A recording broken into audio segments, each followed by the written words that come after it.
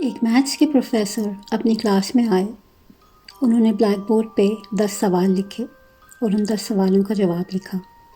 جب وہ جواب لکھ کے ہٹے تو اسٹوڈنٹس نے ہنسنا شروع کر دیا. جب اسٹوڈنٹس کی ہنسی بند ہوئی تو پروفیسر صاحب نے پوچھا، آپ کس بات پہ ہنس رہے ہیں؟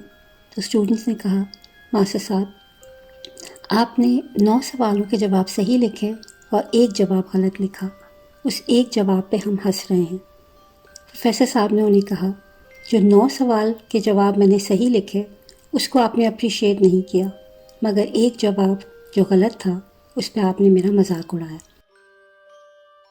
لوگوں کی اچھائیوں پہ کانسنٹریٹ کیجیے. برائیاں اور اچھائیاں ہر کسی میں ہوتی ہیں. اچھائیاں ہمیشہ زیادہ ہوتی ہیں، اور جتنی چیز پہ ہم زیادہ کانسنٹریٹ کرتے ہیں اور فوکس کرتے ہیں وہ زیادہ بہتر اور بڑی نظر آتی ہے. اس پریکٹیکل ایگزامپل سے ماسٹر صاحب نے ایک بہت اچھا ایگزامپل سیٹ کیا. آئی ہوپ کہ ہم بھی اس سے ضرور سمجھیں گے اور سیکھیں گے.